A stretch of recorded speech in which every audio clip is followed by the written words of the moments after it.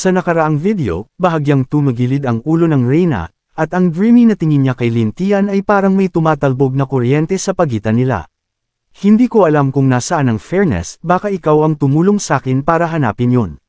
Napatulala si Lin Tian. Seryoso ka ba? Puno na nga ang harem niya sa tribo, iba't ibang babae ang nakapalibot sa kanya araw-araw.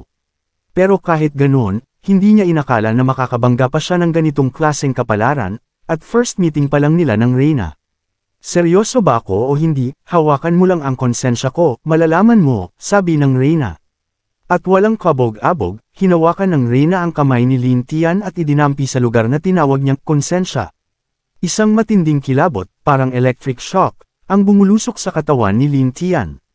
Totoo yun, iyon nga ang konsensya niya. At ang pakiramdam, sobrang totoo, sobrang nakakabaliw. Isang loli na ganito, bihirang-bihira sa buong mundo. Pero kahit ganon, nag-ingat pa rin si Lin Tian. Hindi mo naman ako banibitag, di ba? Kung hindi malinaw, hindi talaga ako gagalaw ng basta-basta. Ngumisi ang Reyna. So kung hindi ako mag-explain, hindi ka magiging happy sakin. Minamaliit mo ba ako? Sinadya pa niyang mangasar, tinakpan ang bibig habang napapangiti. Ang kapatid ko ang nagsabi, dagdag niya. Ikaw daw ang pinakamalakas na lalaki sa buong history ng kingdom. Kaya gusto kong makita kung totoo. Bigla siyang huminga ng malalim, at nalagyan ng lungkot ang mukha niya. Ang hari, matanda na. Wala nang halos ngipin. Halos hindi na makahinga. Hindi naman siya ganun katanda talaga, pero noong kabataan niya, walang tigil ang bisyo dahilan para bumagsak ang kanyang katawan. Tumingin siya sa sariling mga daliri, kung wala itong bagay, nakasama ko gabi-gabi, hindi ko alam kung paano pa ako nabubuhay. Pagkatapos ay tinitigan niya rito si Lin Tian. Kaya kung gusto mo ng weapon forging technology, kailangan mo akong sundin. Hindi pa nakakabuka si Lin Tian para sumagot nang bigla siyang lapitan ng Reyna. At hinalikan siya ng sobrang init, diretso sa labi. Ang malambot at mabangong dila ng Reyna ang tuluyang nagwasak sa pagpipigil ni Lin Tian. At doon nagsimula ang matinding laban. Habang tumatagal ang gabi, sunod-sunod ang announcements. Life plus 240. Attack plus 10. Defense plus 10. Matapos ang mahabang oras, bumagsak ang Reyna sa kama, halos walang lakas, gusot ang damit, at hindi maangat ang katawan. Tinanong siya ni Lin Tian. Ngayon, pwede mo na ba akong turuan ng forging technology? Pero ang Reyna ay nakangiti lang, nanginginig ang hininga. Parang nalunod sa sarap, hindi niya mabuo ang kahit anong salita. Biglang bumukas ang malalaking pintuan. Isang dwarf guard ang sumugod, takot na takot. Your Majesty, ang hari, critical na ang kondisyon. Nang makita niya ang Reyna, magulo ang buhok, gusot ang damit, nakadapa sa kama, hingal, nang laki ang mata niya. Anong nangyari dito? Agad siyang yumuko, nag-kneel, at kunwari walang nakita. Your Majesty, ang hari, huling-hiling niya na makita ka. Napangiti ang Reyna, may saya na hindi maitago. Kaya pala, doble blessing ang araw na to. Kung ganun, sabi ni Lin Tian, babalik muna ako sa guild. Pero bigla siyang pinigilan ng Reyna. Ang mga mata nito, puno ng seductive charm. Sasama ka, simula ngayon, dito ka titira. Ang Royal Palace ang tahanan mo. Ako ang queen, ikaw ang hari, gets? Napatulala si Lin Tian. Ako, ang hari. Ito ba'y saya o kapilyuhan ng tadhana? Siguro parehong-pareho. Pero kung ganun, makukuha na niya ang pinaka-advanced forging secrets ng dwarves, legal pa, sulit na sulit. Sa totoo lang, jackpot. Pagdating sa kwarto ng hari, patay na ang hari. Nakaabang ang mga nobles, nagluluksa. Ang hari ay parang tuyong bangkay, sunken eyes, kulubat na balat, maputlang labi. Napangiti ang Reyna, halos hindi matago ang saya. Wag mo akong tingnan ng ganyan. Mahina na siya sa loob ng 10 taon. Kung hindi ko kayang gawin ang ginawa ko sa iyo kanina. Sa mga susunod na araw, magiging abala siya sa coronation. Pero si Lin Tian, malaya sa buong palasyo. Gabi lang ang bawal. Kailangan niyang manatili sa tabi ni Adele. Habang sinasabi niya ito, ngumiti ang Reyna, isang mapagbirong seductive smile. Tumango si Lin Tian. Very well, Your Majesty. Ngunit bigla niyang tinakpan ni Adele ang labi niya gamit ang daliri. Tawagin mo akong, darling. Sa isip ni Lin Tian, medyo awkward nga, pero kung, darling, lang ang itatawag niya, hindi naman siya lugi. Ibig sabihin kasi noon, simula ngayon, buong treasure vault ng magical artifacts ng Dwarven Kingdom, sa kanya na. Sa loob ng 2 araw, si Lin Tian ay walang tigil na nangungulit, nambobola, at halos hindi na natulog, lahat para kumbansihin si Adele. Hanggang sa wakas, nakuha niya ang treasure key, ang susi ng kaharian para makapasok sa kanilang magical tool warehouse. Oo, ilang dekada nang hindi gumagawa ng bagong magical artifacts ang mga dwarf, pero imposible namang wala man lang natira. Sa dulo ng palasyo, humarap siya sa isang napakalaking golden gate. Sa ibabaw nito ay nakaukit ang isang malaking martilyo, tanda na yun ang mismong entrance ng artifact vault. Sinunod niya ang instructions ni Adele, ikot ng 2 beses at kalahati pa kaliwa, tapos ulitin ulit. Sumunod siyang kumanta ng ancient dwarven folk song habang sumasayaw ng traditional dwarf dance. Pagkatapos noon, unti-unting bumukas ang gintong mata na nakaukit sa gate, ininspeksyon siya ng mabuti, at nang makonfirm ang password, bumukas ng paunti-unti ang napakalaking pinto. Pumintig ang dibdib ni Lin Tian sa excitement. Magical artifacts, mga kayamanang bihira at hindi matatawaran ang halaga. Kapag nakuha niya ang mga ito, ibang level na agad ang power niya.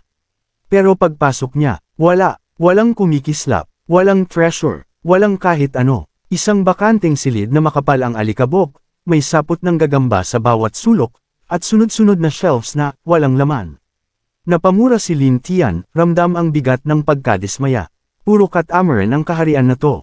Halatang ilang taon na silang umaasa sa yaman ng mga ninuno, binibenta ang lahat ng magical artifacts para lang magpakasaya. Buti na lang, sa pinakadulo, may 3 artifacts pa na natira. Life Armor, isang buhay na armor na kumakain ng dugo ng master para mabuhay. Sobrang taas ng defense, may sariling will, at automatic na nagbablock ng attack. Unholy Blade, gawa mula sa spine ng Demon Dragon. Lakas nito ay nakadepende sa lalim ng obsession ng user, habang mas malalim ang obsession, mas nakakatakot ang power. Eye of the Dark, isang mata ng unknown creature, pinalakas pa ng craftsmanship ng dwarves. Kayang makita ang kahit ano, pero delikado, dahil pwedeng sakupin ang utak ng user. Hinawakan ni Lin Tian ang bawat item at laking gulat niya nang lahat agad nag-react. Hindi sila parang gamit, para silang may sariling buhay. Ito pala ang tunay na power ng dwarves, hindi lang paggawa ng weapon, kundi paglikha ng buhay. Mukha lang itong itim na parang namuong putik. Hindi niya alam kung paano isuot. Pero naalala niya, absorbs the master's blood, kaya tinusok niya ang daliri niya ng bahagya, isang patak ng dugo, at biglang naging likido ang armor. Gumapang ito pataas sa braso niya, kumalat sa buong katawan, at binalot siya ng sobrang higpit, parang inipit ng higanteng ahas. Pero matapos mag-adjust, umulong, ito at naging itiman, glossy pendant sa leeg niya. Sa isip lang niya, pwede na itong maging full armor, full plate, light armor, o kahit badass na style, kahit anong gusto niya. Not bad, sabi ni Lin Tian, bagamat hindi pa niya alam gaano talaga katibay. Sunod ay kinuha niya ang Unholy Blade. Paghawak niya pa lang, parang may bumagsak na bigat sa utak niya, sobrang bigat, sobrang dilim, halos kinakain ang isip niya. Hindi niya makontrol, bahala na, ibibigay ko na lang to kay Alice, sabi niya, medyo nanghihinayang. Isang buong silid ng magical artifacts. 3 na lang ang natira. Napabuntong hininga si Lin Tian. Wala na, pipilitin ko na lang itong tamad na kaharian na ibalik ang forging. Gagawa sila ng magical weapons para sakin. Sa 2 buwan na titira ako dito, dapat may 1,000 artifacts akong madadala pa uwi. Kinabukasan, ginanap ang Coronation Festival ni Adele. Buong lungsod ay puno ng saya at ingay, isang malaking selebrasyon para sa bagong reyna. Si Adele ay sobrang ganda na parang diwata. Suot niya ang corona, eleganteng white silk gloves, at isang bagong ceremonial gown. Ayos na ayos ang buhok niya, at nakayakap pa siya ng mahigpit sa braso ni Lin Tian habang nagsisimula ang parade nila sa buong lungsod. Agad na sabay-sabay napatingin ang mga dwarf girls kay Lin Tian, at literal na naging heart-shaped ang mga mata nila. Totoo ba yan? Sabi nga ni Her Majesty, siya raw ang pinakamalakas na lalaki sa buong syudad. Nabasag daw niya lahat ng record sa dwarf history. Gusto ko siya, gusto ko talaga siyang maging akin. Pagod na ako sa inutil na lalaki sa bahay namin. Your Highness Adele, please patawarin mo na ko, kailangan ko lang makita kung ano ang meron sa kanya. Nagwawala ang mga dwarf women na parang mga high school fangirls, walang pakialam kahit tinitignan sila ng lahat, pati ng pamilya nila. Simula nang maghiwalay si Lin Tian at ang kapatid ni Adele, ikinalat na ng kapatid ang isang balitang hindi na mabawi tungkol sa size ni Lin Tian dahil wala naman siyang ibang masabi. Isang chismis lang yun pero sapat para pasabugan ang buong lungsod. Hindi yun ordinaryong balita. Tinamaan nito ang hangganang hindi pa naaabot ng anumang dwarf sa kasaysayan. Kaya sino ba naman ang hindi mapapalingon? Samantala, ang mga dwarf men ay puro madidilim ang muka, halatang punong-puno ng selos. Hindi nila matanggap na mahal ng reyna si Lin Tian. Pareho lang naman kaming dwarf bakit yung sa kanya? Hindi makatarungan to. Ano ba problema ng world creation? Hindi akalain ni Lin Tian na magiging sikat siya sa ganitong klaseng dahilan. Doon niya naisip, mukhang hindi rin masama maging goblin minsan. Biglang may isang dwarf girl ang sumugod, hindi inalintana ang guards. Tumalon siya sa harap ng carriage ng reyna at sumigaw. Dennis, ang kapal mo. Sabi mo ako lang mahal mo, pero niloloko mo lang pala ako. Siya ay si Xiaomei. Nakatayo siya doon na parang palaban na heroine, puno ng galit at tapang. Bahagyang kumunat ang noo ni Adele. Darling, sino yan? Ngumisi si Lin Tian, halatang natutuwa sa pagkakataong pagtripan ng babae. Siya. Isang maliit na asong sunod-sunod lang sakin. Hindi mo siya mapi-compare sa'yo, my beloved. At syempre, naniwala agad si Adele. Sino bang dwarf girl ang hindi baliw kay Lin Tian? Mula sa mga dalagang inosente hanggang sa mga nanay na 30 taon nang walang love life, lahat sila baliw na baliw sa kanya. Bukod pa doon, pareho nilang magkapatid personal na naranasan ang kapangyarihan ni Dennis, kaya lalo lang silang nakasigurado. Nagsimulang magbulungan ang crowd. Sino ba tong babae? Mukha nang weird, may ganito pa siyang sinasabi. Ang kapal naman ng mukha niya para sabihing pinurso siya ni Prince Dennis. Nakakahiya sobra. Uminit ng husto ang atmosphere. Namula si Xiaomei hanggang halos maiyak. Stalker, ako daw. Sino ba talagang stalker dito? At bakit naging ganito? Ikaw ang humahabol sa akin dati. At bakit hindi mo sinabi na ganito kakalakas? Galit ka lang sa akin no? Sige fine, papatawarin na kita basta bumalik ka sa akin. Doon lang nagsalita si Lin Tian, mabagal, pero nakakadurog ng pride. Xiaomei, dahil naglakas loob kang harangin ang carriage ng reyna, hindi ko pwedeng tumanggi na patawarin ka. Kung gusto mong patawarin kita, ipakita mo sa lahat dito ang sincerity mo. Lumuhad ka ngayon mismo at magmakaawa. Gamitin mo ang pinaka-sincere na expression mo. Nababaliw ka ba? Gusto sana niyang murahin si Lin Tian, pero nang makita niya ang suot nitong royal clothes, ang pinakamalakas na lalaki sa buong syudad, napatigil siya. Kung dahil doon ay magkabalikan sila, kung dahil doon ay mapansin siya ulit, siguro, okay na. Kaya unti-unti siyang lumuhad, at sa harap ng buong syudad, habang nakatingin ang lahat, gumawa siya ng sobrang exaggerated at halos katawa-tawang expression. Please forgive me, Master Dennis. Hayaan mo akong maging babae mo. At doon nangyari ang pinakahumiliting na eksena sa harap ng buong lungsod. Umalangaw-ngaw ang nakakainsultong tawa at maruruming pang-aasar mula sa lahat ng direksyon. Pero para kay Xiaomei, wala siyang pakialam. Basta mabawi niya lang ang Dennis noong araw, siya na ang pinakamasayang babae sa mundo. Bitbit ang ilusyon na yun, tumayo siya na mayabang pa. Pero si Lin Tian ay napangisi lang ng malamig.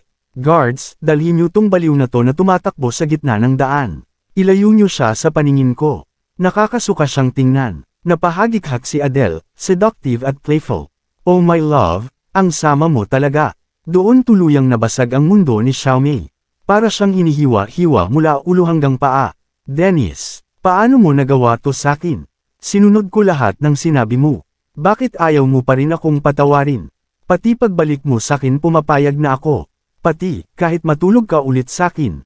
Ayaw mo pa rin. Huminto si Lin Tian, malamig ang boses. Sa kalagayan mong basura, sino bang matinong babae ang gagawa ng ganyan sa gitna ng kalsada? Sa tingin mo ba karapat-dapat ka sakin?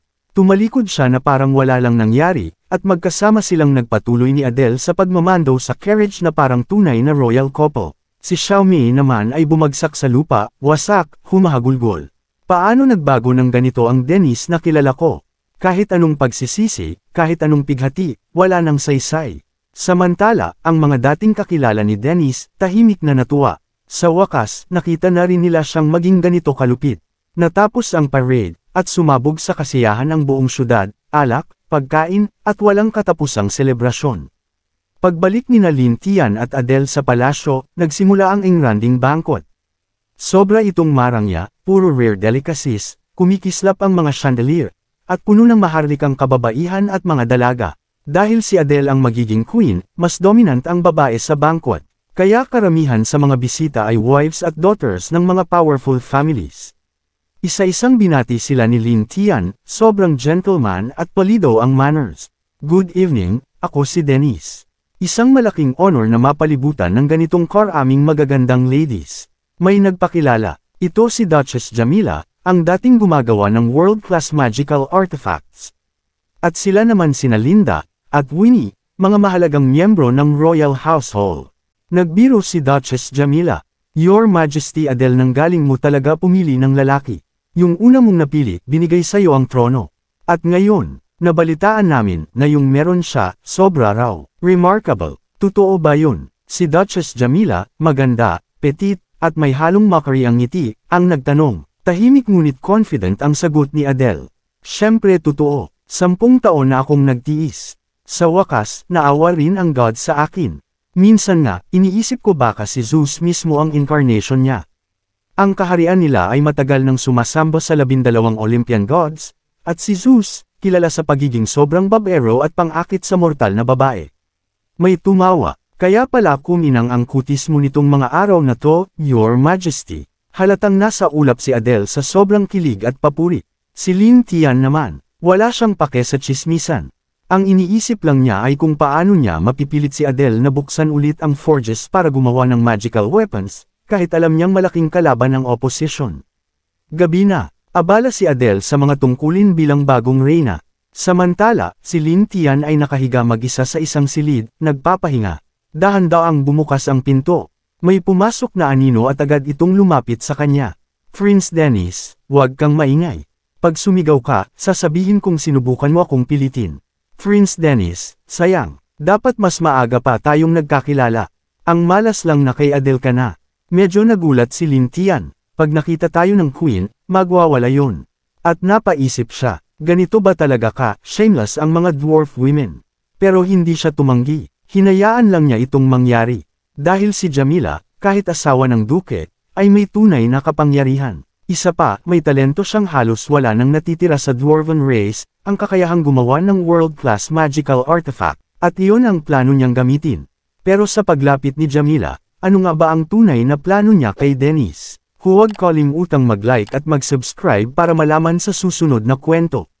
Maraming salamat sa panunood. Kung nagustuhan mo ang video, huwag kalimutang mag-like, mag-subscribe, at i-click ang bell icon para updated ka sa mga bagong kwento.